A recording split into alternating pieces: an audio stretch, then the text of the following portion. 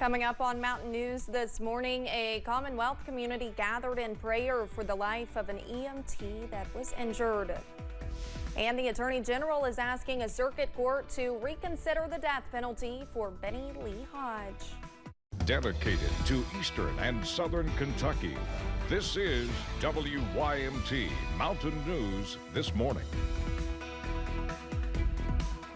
Good morning, I'm Olivia Calfee. We are just past 6:30 on Thursday, March 7th. Now let's check in with meteorologist Mace Michaels for a look at your forecast this morning. Pretty cloudy morning this morning, Olivia. Pikeville looking at a 46-degree reading, and you can see it's kind of foggy and hazy and lots of 40s here across our area at this hour. Hazard at 46, Jackson 46, northward to Ashland, same reading, and west to Irvine. It's a little warmer as you look towards Jonesville and stretch over to Somerset and southward to Jacksboro with temperatures in the 50s at this hour. We had a lot of rain around yesterday. It was, of course, a cloudy day. You can see the radar showing that rainfall pushing off to the east. Now we're left over with the cloud cover this morning. It'll stay pretty overcast today. And as you look back westward, there's definitely some moisture in the upper Midwest and southern plains, central plains. All of this energy and moisture will work at us and bring up rain chances as we look on into tomorrow. This morning, mostly cloudy. Some of those foggy areas, it's more hazy looking than foggy, and we will stay mostly cloudy in your travel forecast for later on this afternoon. Let's get you out the door, look at some of those temperatures. We're not talking rain today, but we're looking at 50s. It won't be long that will be in the 50s here in Hazard, if not very soon after 8 o'clock, and we'll approach 60 degrees by the late day. Full forecast coming up, Olivia. It looks kind of wet and then into a nice dry and warmer stretch. All right, Mace, thank you. 4 years ago yesterday, Kentucky recorded its first confirmed COVID-19 case. From there, life would change for nearly everyone in the state and the world. Hospitals would fill up, there would be many deaths, and our way of life would change drastically. Wednesday, Governor Beshear and others in Frankfort marked the anniversary with a service inside the Capitol Rotunda. This is one of the most historical events that any of us have lived through, and so marking today, not running from it, but talking about it is really important. Beshear also signed a proclamation naming March 6, 2024 as a Day of Compassion. He says the COVID memorial beside the state capitol building is the only one of its kind in the country. Community members gathered to pray for an EMT injured in a weekend crash on the Mountain Parkway. Alex Wells was taken to UK hospital after police say she was ejected from the ambulance. A patient in the ambulance, Deborah Akers of Elkhorn City, died. Folks gathered in Prestonsburg last night to pray for Wells. Family friend and organizer Megan Hamilton says Wells needs the support. Alex is a single mom. She has a 3-year-old little girl. She was in the ambulance crash the other day, which of course she was not expecting. Family has to travel over 100 miles back and forth to her in the hospital. Hamilton says Wells faces a long road ahead of her with potentially several surgeries. She says they have raised $12,000 in donations for Wells and her family so far. A former teacher charged with rape pleaded not guilty yesterday. Brian Wesley Bailey was arraigned in the Letcher County Circuit Courtroom.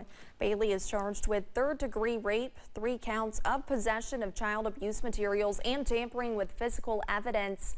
Bailey was a teacher at Whitesburg Middle School. A bond hearing is set for Bailey on March 27th. Testimony yesterday from Campbellsville police about a murder on the university campus. A detective laid out the timeline of events to find Charles Escalera. He's accused of strangling Josiah Kilman to death in Kilman's dorm nearly 2 weeks ago. Escalera is charged with murder. We still don't know a motive, but police say Escalera admitted to committing the crime 3 times. Both were members of the Campbellsville University wrestling team. 2 deadly fires in Southwest Virginia are under investigation. The first happened Monday in Big Stone Gap. The body of 57-year-old Jimmy Kennedy was found in an outbuilding that was used as a woodworking shop. The second fire happened Tuesday at a home in Grundy. 53-year-old Christopher Hensley was found dead near the front entrance. Investigators say neither fire appears to be suspicious. State police are looking for a missing Perry County woman. They say 51-year-old Brenda Noble Bells left her home on Margaret Lane in Avawam Monday. Police were told she suffers from mental illness and might have been trying to walk to Big Lots in Hazard. If you have any information, you should call state police at 606-435-6069. A Corbin woman died after a crash in Madison County yesterday. The coroner identified the woman as 23-year-old Taylor Baltimore. Police say her car crossed the center line of I-75 near exit 87. She was taken to UK Hospital where she died. Police say one other person was hurt. Police believe wet road conditions caused the wreck. Attorney General Russell Coleman is asking the Sixth Circuit U.S. Court of Appeals to reconsider a panel decision to throw out the death sentence for Benny Lee Hodge. Hodge was convicted of murdering Tammy Acker and trying to murder her father, Dr. Roscoe Acker, in Letcher County nearly 40 years ago. Coleman says Hodge and his co-defendant posed as FBI agents to get into the family's home. Once inside, they tied up the victims, forced Dr. Acker to open his safe, strangled him until he lost consciousness, and stabbed Tammy at least 10 times with a kitchen knife. According to the Kentucky Department of Corrections, Tammy Acker's death is not the only murder on Hodge's rap sheet. According to the department's website, Hodge received a second death sentence in 1996 for the murder and robbery of Bessie and Edwin Morris in their home in Greyhawk. The Republican-led state legislature voted to override Governor Beshear's veto of House Bill 18 yesterday. The bill blocks city ordinances that would prohibit landlord discrimination against renters relying on federal housing assistance, including Section 8 vouchers. It will now become law. In a statement, Governor Beshear says the override, quote, hurts Kentuckians by allowing direct discrimination against those with disabilities, as well as our senior citizens, low-income families, and homeless veterans, end quote. Kentucky policy is raising concerns about a bill they say could lead to thousands of people losing SNAP benefits. House Bill 367 would change food stamp eligibility, restricting who qualifies for SNAP. Those against the bill say it would impact more than just families who need help paying for food. The bill is up for a vote in a Senate committee. House Bill 367 has already passed in the House. It is Read Across America Week, highlighting the importance of students learning to love to read at an early age. This week, students at Roy G. Eversole Elementary discussed the importance of reading, did special Dr. Seuss related crafts, ate green eggs and ham, and also welcomed in guests to read to their classes. Principal Derek Allen says it is an exciting week for the students.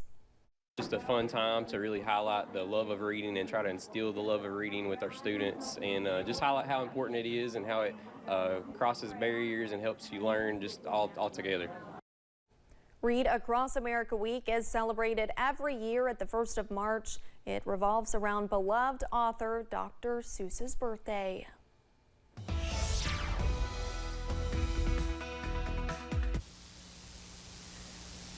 And a good morning. Cloudy skies across the area. It's been a little hazy, foggy, not that real dense fog that you have trouble driving in, just kind of in the distance. As you look off over or above the horizon, you can see it's not as clear as it normally is, just a little hazy looking. Here in Hazard, we're sitting at 46 degrees. Raindrops wrapped up late last night, still a little wet looking in many areas, or damp. Temperatures 40s, as I mentioned here, Hazard, Clintwood, northward. Further south, we're running in the 50s already this morning, on the way to a few spots, seeing near 60 southward. The raindrops again wrapped up overnight. We have the clouds over the area now. To the west, there are plenty of clouds and showers to talk about, so probably won't see much in the way of sunshine today, but we won't see any raindrops either. In Hazard, our high temperatures in the upper 50s, closer to the Tennessee line. We'll see some 60s. We'll look at the weekend forecast here coming up, Olivia. Thanks, Mace, and thank you for joining us. The time is now 6:40. Still to come on Mountain News this morning. TikTok's future in the U.S. may be hanging by a thread.